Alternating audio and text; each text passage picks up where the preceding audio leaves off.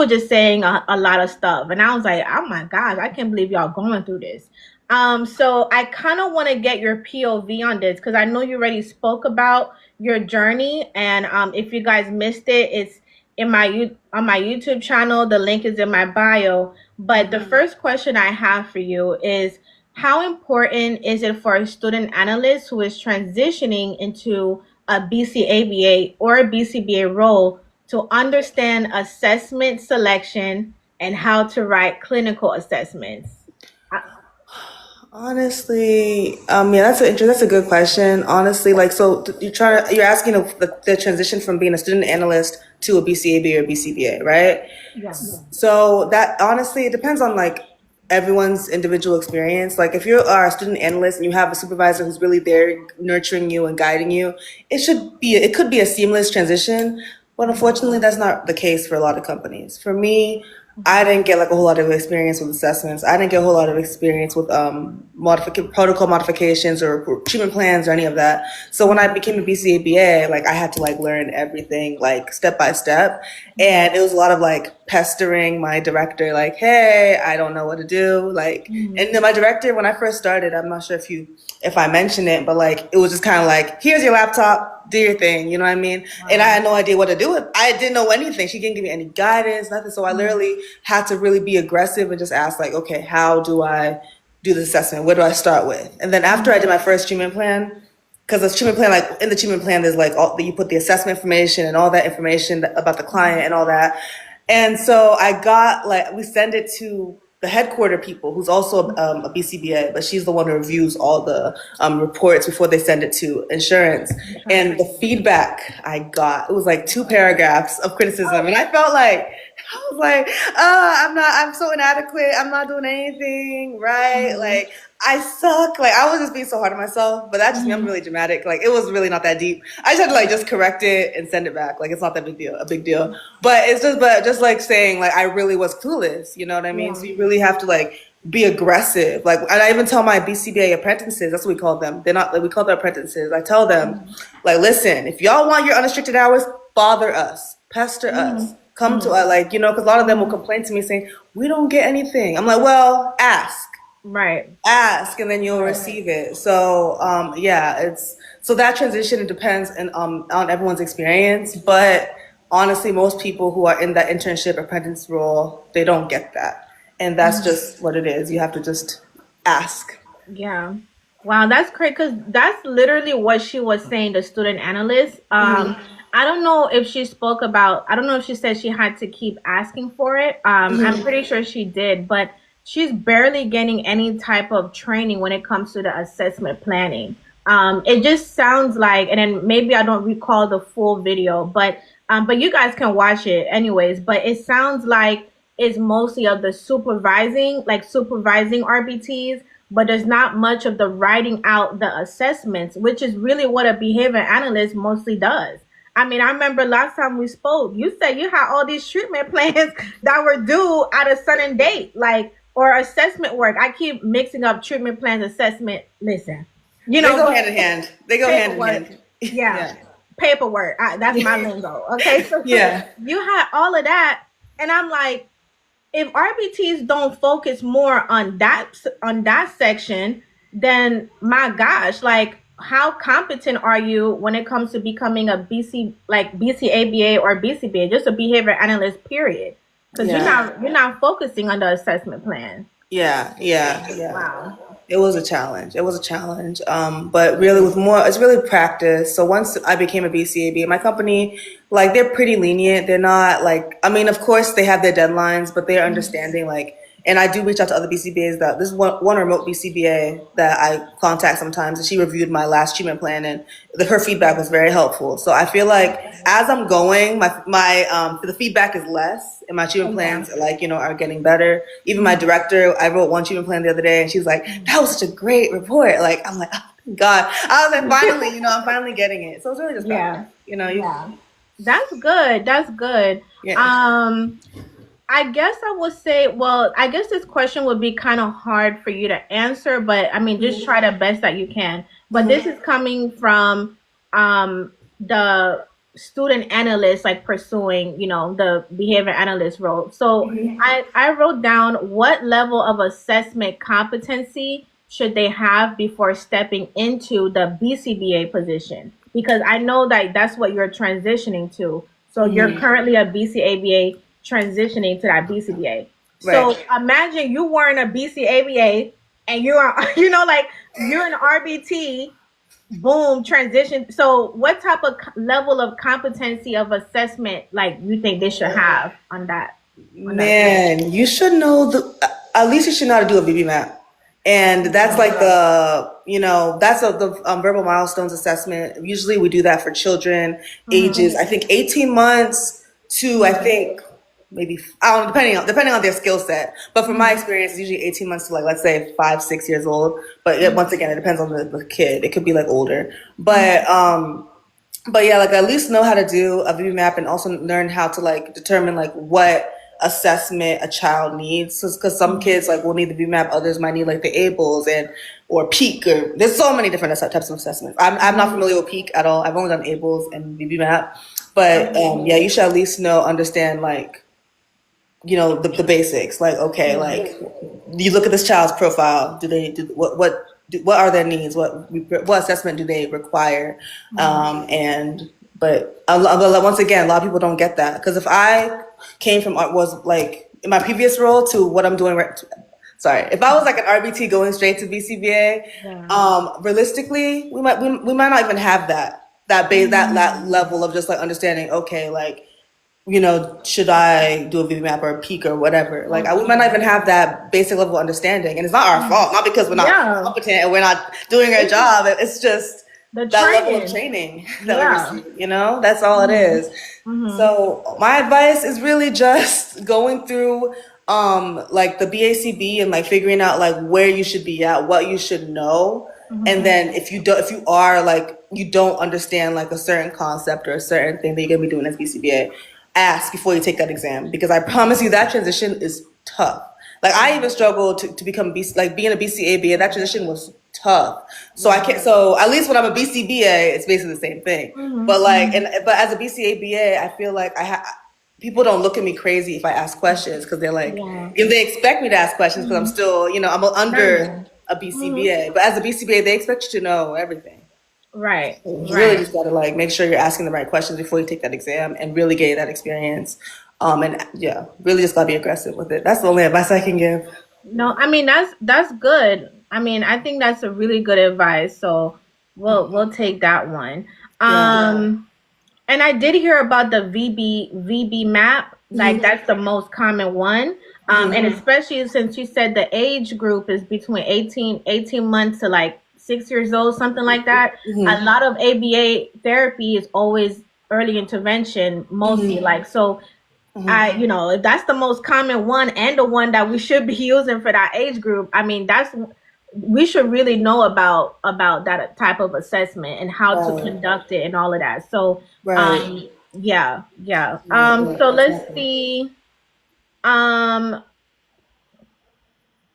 I don't know if I should answer. Well, you let me know if you want to answer that one. But it says, what platforms or systems do you use to complete assessments, and how does your documentation process differ now compared to when you were an RBT?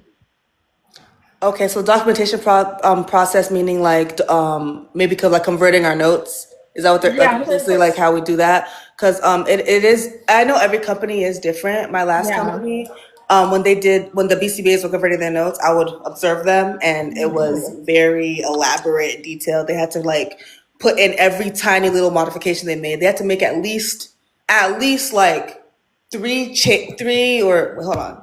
It was a lot. They had to make at least like three or more modifications per session, and Hmm. like they had to document the modifications they made, even if it's like the smallest thing, whether it's just a prompting, like the Hmm. prompting hierarchy changed or anything like that. So like that. Well, I think that was a little intense, honestly. But compared to the company I work at now, the documentation is just basically like okay, what like it's very similar, but like it's not as rigid. Okay. So a lot. So we did. So like we can talk. We could talk about what we observed, Hmm. modifications. or what how we supervise somebody, like whatever we're doing for that session, that's what we discuss. So a lot of times I'm doing protocol modification. So protocol modification meaning I'm changing up like a procedure for a client, whether I'm adding a new goal or changing the prompting or things like that. So I'll just document, okay, like today we worked on receptive identification. I changed the prompting hierarchy to errorless prompting. You know what I mean? So like something like that. Like I'll add something like that. And then that was so sorry. What was the first half of the question? I'm sorry. I went to the second half of the No, no, question. it's okay. So I said, what platforms or systems do you use to complete the assessments? I don't know if there is, and because like RBTs, we use Central Reach or Rethink or Right. Catalyst to like type in our session notes. But do you guys use the same system, and does it look different probably? And how you? We do our like we do our scheduling and things like that on Central Reach, and we do our like our notes on Central Reach, but we don't Okay. do our treatment plans on Central Reach. That's like a separate documentation that all the Okay. BCBAs and BCABAs have access to on SharePoint. So we go look at the template, we find a template, the treatment plan template, and we just like make a copy and make it specific to our client. So that's basically like what we use. Okay. Yeah. Okay. Got it. Yeah, I guess that was what I really wanted to know if you guys use like a different system for your treatment plans cuz like the RBTs we just use the same system. Well, I guess I will only speak for myself. I mean, we only use Central Reach. That's it.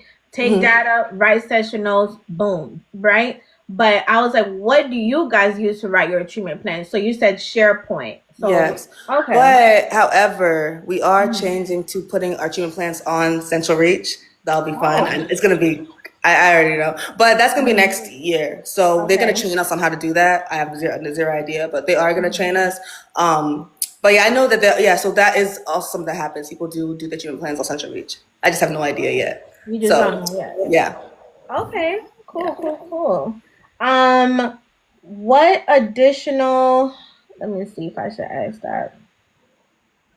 No, that's not that important.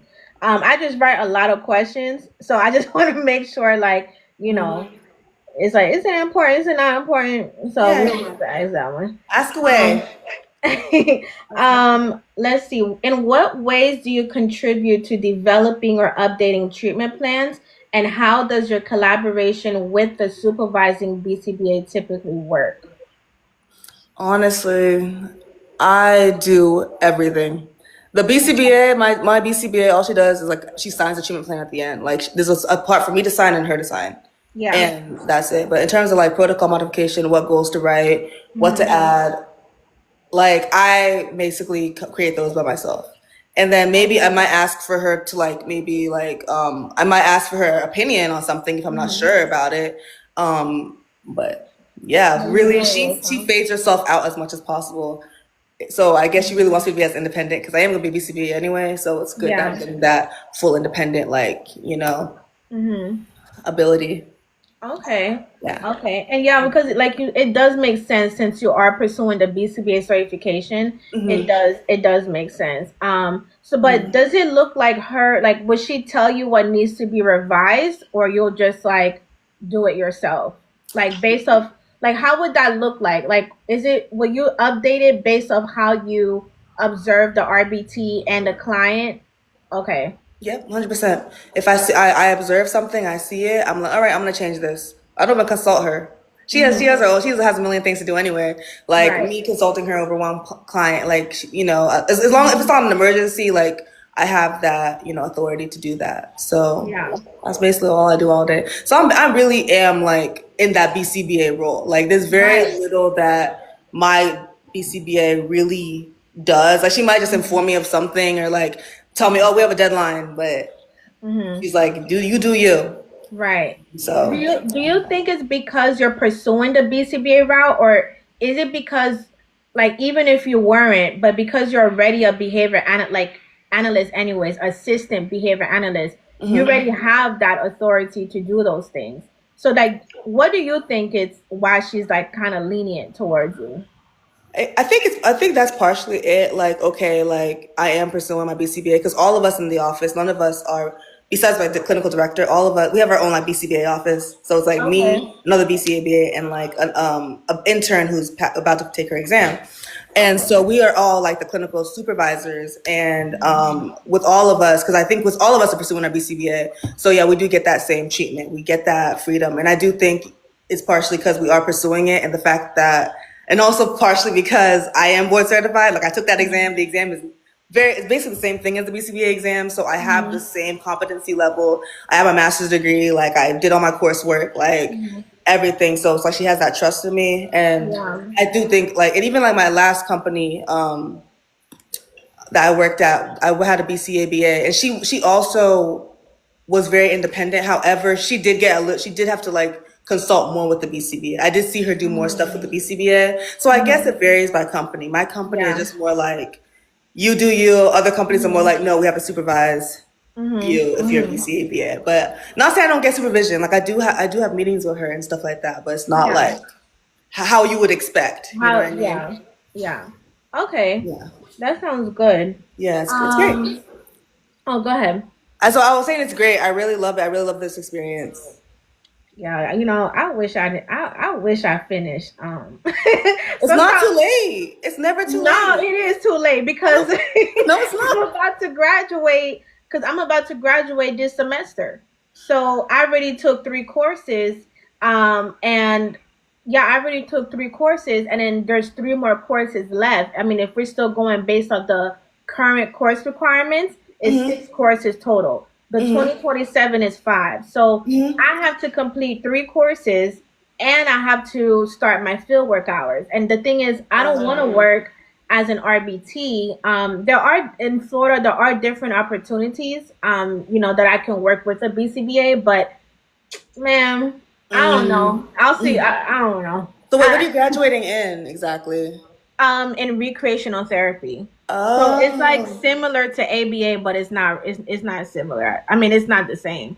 They don't okay. do ABA therapy, but that's how I knew about this role because their clientele is still with individuals who has intellectual and developmental disabilities, but they also work with individuals who has physical disabilities as well due to injury and stuff like that. So it's the whole thing. Oh wow. So like Yeah. physical therapy to kind of with mixed with like ABA Yeah. kind of type of thing. That's cool. I like Because that. I wanted to be a physical therapist. Like Oh, maybe 4 years ago, before I knew about ABA. oh And wow. yeah, so we'll see. You We'll got see. it. You got it. Whatever you decide. Yeah, It'll be yeah, yeah, great. yeah. So the next, I have like three more questions for you. So Mm-hmm. as you work towards becoming a BCBA, have you Mm-hmm. received any training on billing codes or insurance related documentation? Is that Yes. now okay? Yeah. Yes, yes, definitely. We have these meetings like once a month where everybody from like every office in the country we gather and we have meetings about like codes and different protocol procedures and stuff like that. So yeah, we did get trained on like protocol modification codes or the codes for assessments and codes for report writing and all that. Yeah. So is that a requirement, like for a BCABA? Have you ever dealt with billing, like at all, or Like I mean, I have to bill my hours if that's what you're oh asking. Like you do? Oh, you do it yourself. yeah, yeah, we build. Yeah, I bill my hours. Yeah. So it's like maybe I'm okay. So does it look like whenever you send in like the documentation, that's when you get billed, right? Exactly. Like you know how Okay. when on Central Reach, Yeah. when you have your schedule, Mhm. so we make our own schedule. So we're just inputting those blocks ourselves. You know what Okay. I mean? And Okay. there's a code for each block of time that we do. So if I have a client like 9 a.m. to 11 a.m., I have to like, I create that own block for myself on Central Reach and I put the Okay. code in. So And yeah, you know which code to put in too. exactly. They label each code, protocol modification code, assessment code. Like they have all the Okay. codes like labeled. So it's really Okay. easy. Yeah. Okay, cool. Okay, Yeah. okay, okay. Cool, cool, cool. Yeah, because that's something RBTs, and I'll speak from my experience, but that's something that I didn't do. I mean, the code was already there. Mm-hmm. Um, I just write in my stuff and then, send it in, press send, submit, whatever. That's Exactly. it. I didn't really have to do all of that. There was someone already, like we had to call and say, hey, can you reschedule and this and that, and then they have to do that part and fix the billing code. So as a BCABA, that's actually good that because I didn't know that you guys did that. I thought the BCBA will do that for you. So Your own schedule. that's cool.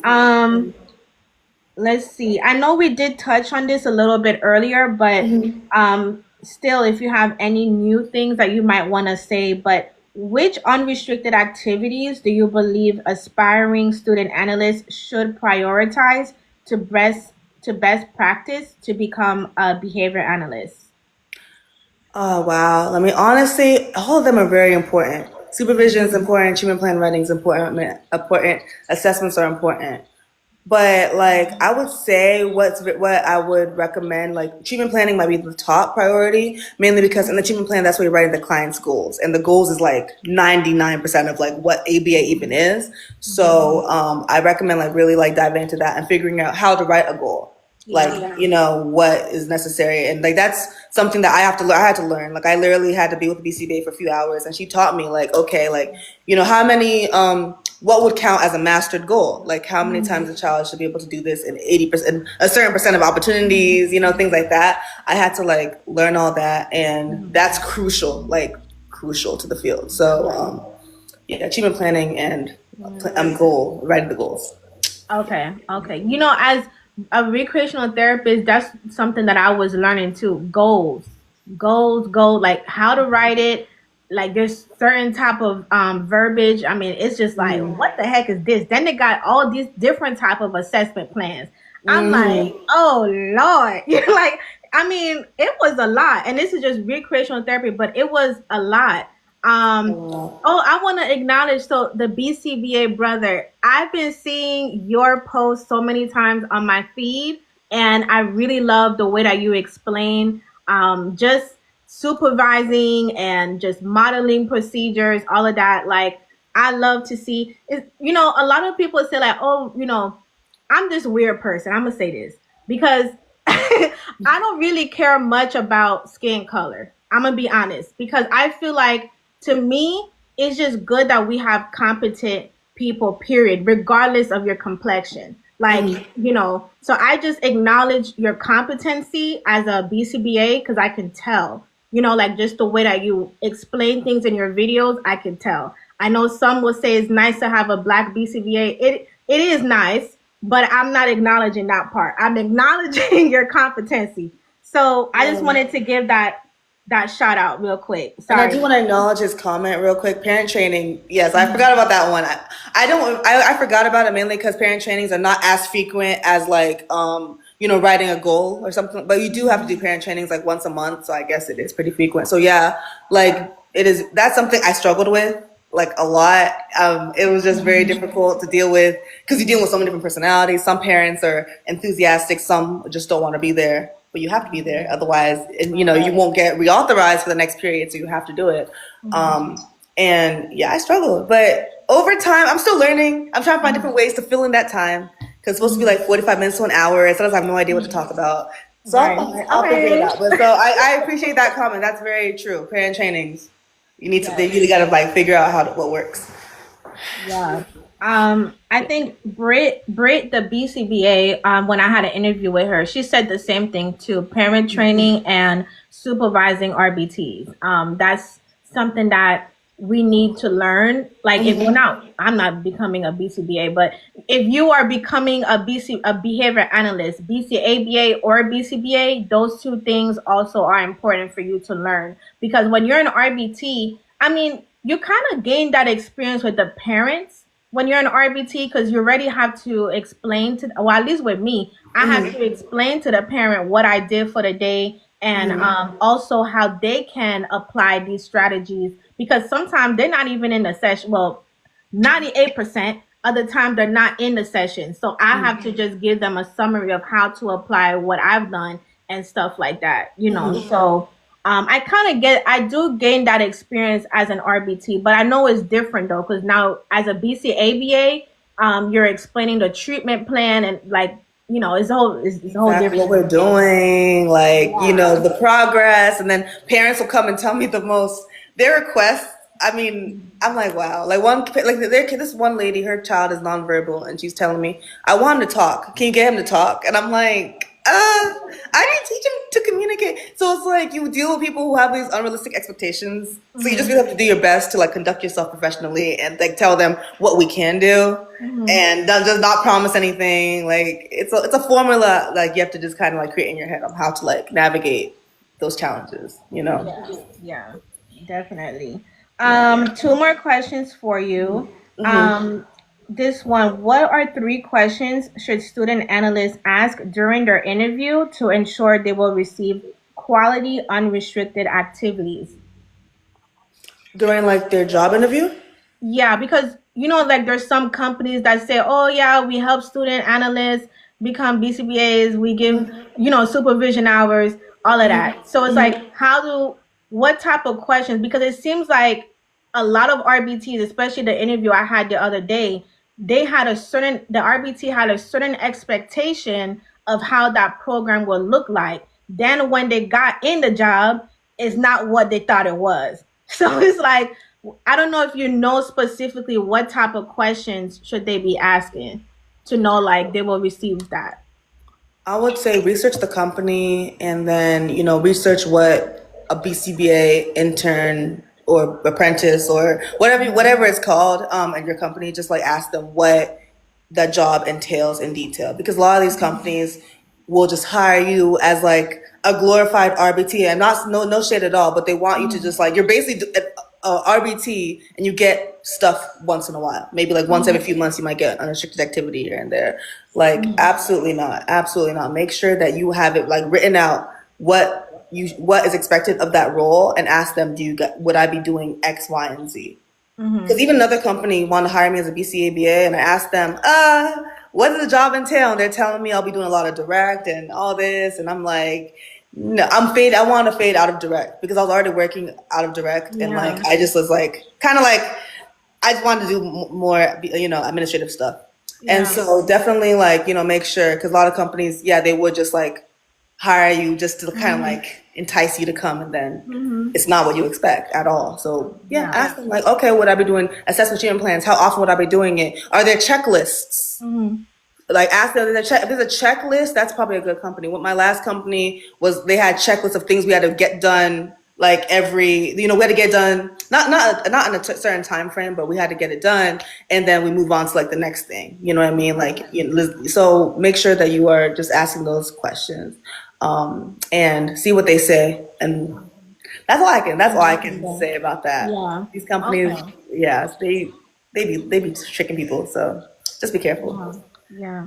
I have two inputs here from the BCBA brother. He said, "What kind the questions you guys can ask, student analysts can ask, what kind of unrestricted activities do you guys offer?" And the second one, if you would be receiving a wide variety of clients for experience.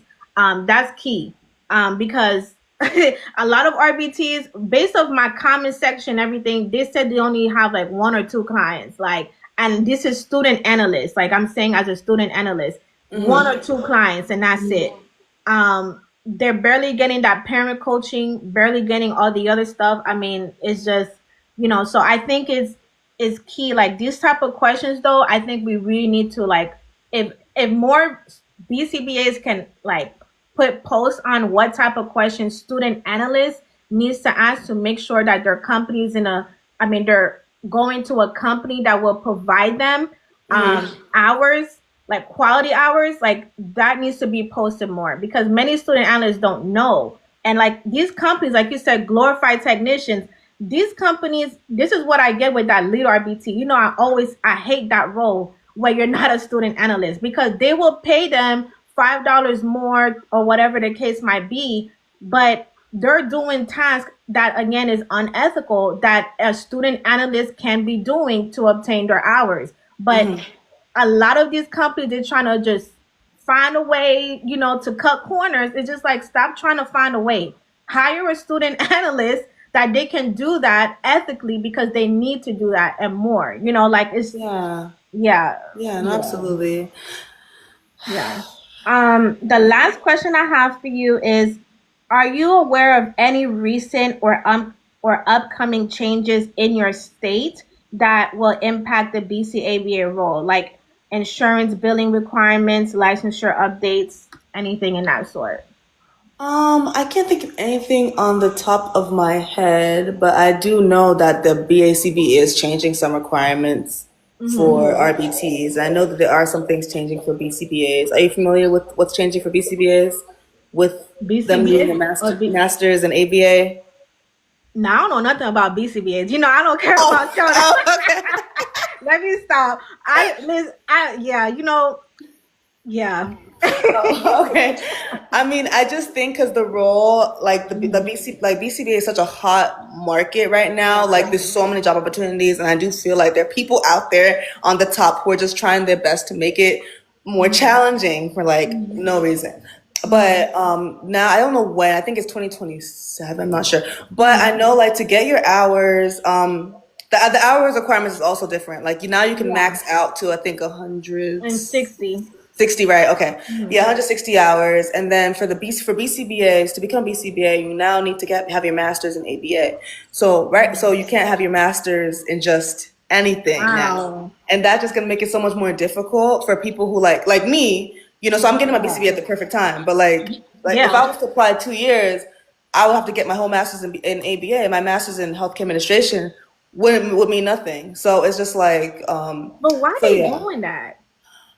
I I mean, have my theory, but I'm not gonna say it publicly. yeah, okay. I could probably DM you, but I have my Yeah, that's theory about fine. it. Like I just feel like they're just making it challenging. And you can definitely like do your research and look it Mhm. up. And but like that's definitely what I read that recently. And me and my colleague were talking about it, and we're just like, Mhm. what the heck? Because we both don't have a master's in ABA. She has a master's in Yeah. education. I have mine in Mhm. healthcare administration. So we're just like, what? Yeah, So I mean, a master's in ABA, like, that I restricts don't know you.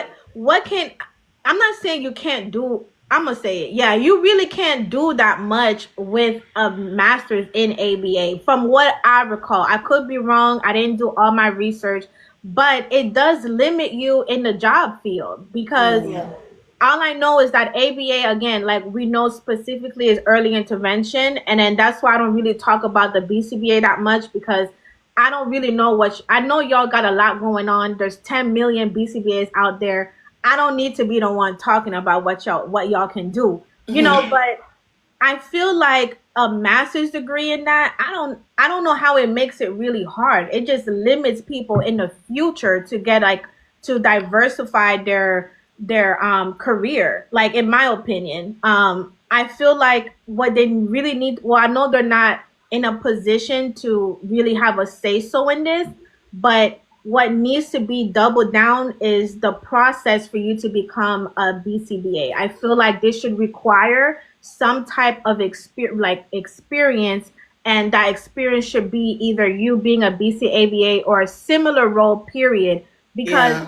that RBT, that's why I keep like that RBT role does not alone does not help you. And on top of that, the internship program is horrible for a lot of these companies that are providing them weak internship programs. They're not giving that support for student analysts to become behavior analysts. So they're coming Yeah. in just not as confident. Like the other one that she was on my live, she's like, I don't feel confident becoming a BCBA because I'm not receiving my unrestricted activity hours. And then if Yeah. I am, it's not even that good. Like I'm like, Yeah. she barely, they're just throwing her in the fire. They're like, oh, you're in your grad program, you got it. It's like, no, she don't got it. That's why she's in an internship program so she can learn how to get it.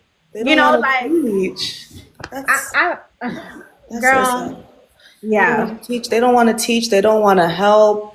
And it's like it really breaks my heart because a lot of these BCBAs who are like denying us opportunity, they were also in our role. They Right. were also RBTs at one point, and I'm Hmm. like, do y'all don't remember the struggle? Why y'all like Right. trying to like suffocate me right now? Right. So like that really just my journey. Like I told you, a lot of denial, a lot of rejection, a lot Hmm.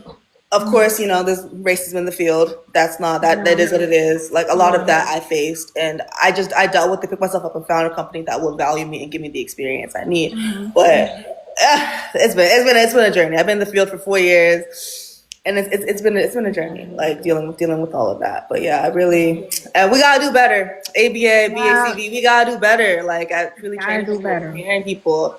We Yeah, are very valuable, and yeah. we are very valuable, and we have to like realize our worth, and if we're gonna Hmm. get what the results that we need. So Hmm. Hmm. yeah, that's my two Yeah. cents. But thank Yeah, you. yeah.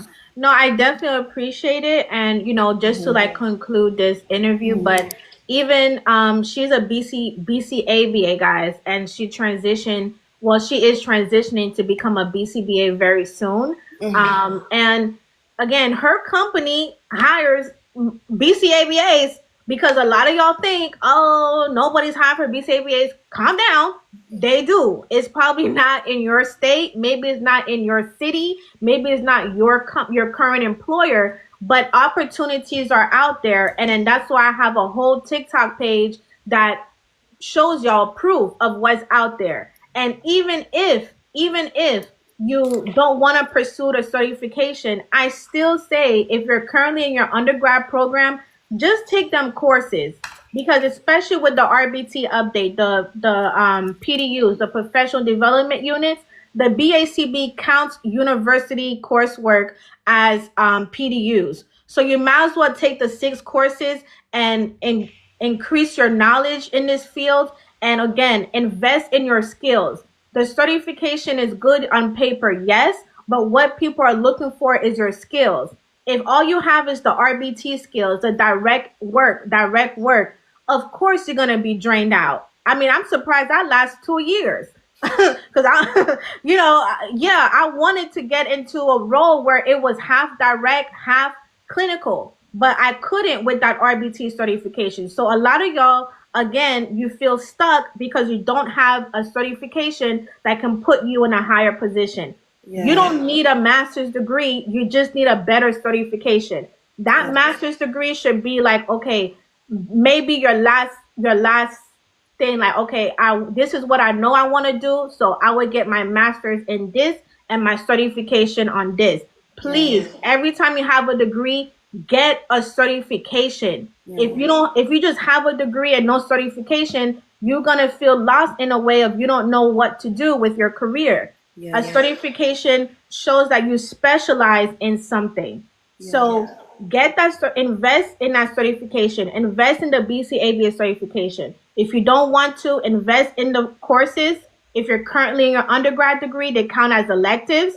And additionally, do the fieldwork hours, even if you just want to focus on unrestricted activities, again, because this is where you gain your clinical skills. Invest in that so that when you graduate with your degree, you can use those fieldwork activities as experience. You don't have to get the certification. Use it as experience and put that thing on your resume so you can transfer to a higher position. So yeah, yeah. um, that's my whole intake about this role, and I'm very grateful that she, again, y'all, she's a BCABA. She told y'all what's happening. I mean, the first interview, she gave like a more in depth of her pay and her transition from RB to the BCABA. Y'all can watch that on my YouTube channel. Link is in my bio. But this one is specifically for student analysts and for those who are pursuing this BCABA route, or BCBA. But y'all know I only care about BCABA though. BCBA, y'all. I'm saying everybody's valuable, Yeah. But yeah, I Yeah. want to thank you for joining. You're Thank such a you. blessing to me and to the community.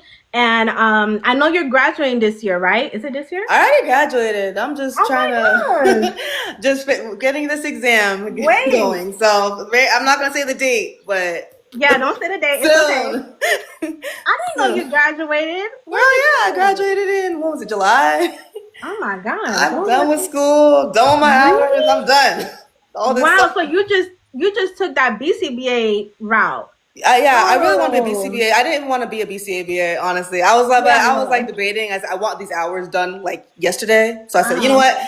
what? let me just take this Right, exam. right, right. You know, Oh, thank well, you. congrats. I didn't even, girl, I thought you were still in school. My Oh, bad. I God didn't even forbid. recognize that. Well, congratulations. But Thank you're you. almost done with that path though, your hours, right? I think, I'm already done my hours. I finished my hours last month. Last month, I okay, that's think. what I thought. Okay, Yeah, yeah, last yeah, month. yeah, yeah, yeah, yeah. Okay. Okay, so I send you all the prayers that God will Thank give you. you the knowledge, understanding of everything you've learned, but you've got this. He called you to the field, so don't worry. You got it. He's with Thank you, and you. then you'll pass that exam, okay?